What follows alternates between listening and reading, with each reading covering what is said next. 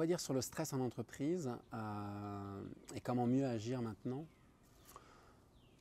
En fait, ce que peut faire une entreprise pour aider ses employés, c'est ne pas éviter les discussions, c'est de ne pas pratiquer la politique, enfin, d'avoir une pratique de l'autruche. C'est qu'aujourd'hui, le stress, il est partout, il est tout le temps. On est stressé par rapport aux situations économiques. On entend parler de guerre, on entend parler de plein de choses régulièrement. Donc ça, c'est quelque chose qui stresse. On voit le coût de la vie qui a énormément. Donc les gens ont du mal à finir leur fin de mois. Donc c'est un stress. On est dans une société d'hyperconsommation. Tout vous pousse à acheter et à consommer. Et puis d'ailleurs, nos sociétés, pour la plupart, sont bâties sur un système de consommation. Donc quand on parle de réduire la consommation, il y a des gens qui vous disent c'est pas possible. Si on arrête la consommation, ça va être le chaos. Donc tout ça, ça amène du stress. Après, on va en parler de tout ce qui est le coût du logement,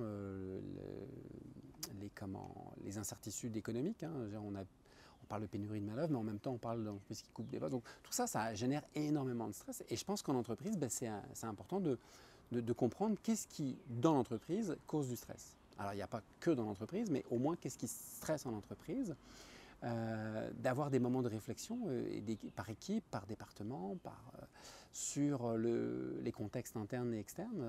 Je pense que le fait est d'exprimer les choses, ça va permettre aussi aux gens d'évacuer leur stress, parce que tout ce qui ne s'exprime pas s'imprime dans notre corps. Donc, ne dites pas les choses, d'ailleurs la pression va continuer à monter.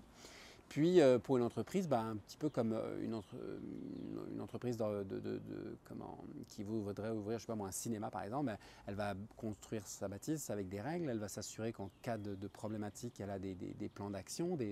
Donc on va avoir 3 étapes, c'est l'anticipation, donc qu'est-ce qu'on fait avant qu'il y ait trop de stress en entreprise et puis que ça amène des arrêts maladie ou des choses comme ça. On va parler de lorsque ça arrive, est-ce qu'on a un plan d'action? Parce que je connais des entreprises qui mettent un plan d'action quand ça arrive, c'est un peu tard, quoi. Et puis, dernière chose, c'est une fois qu'il y a eu quelque chose, malgré nos anticipations, notre plan d'action, qu'est-ce qu'on fait pour encadrer et suivre la situation. Donc ça, c'est les 3 étapes qui sont importantes. Et puis nous, ce qu'on essaye d'amener, c'est des situations, enfin des solutions qui vont être pratico-pratiques.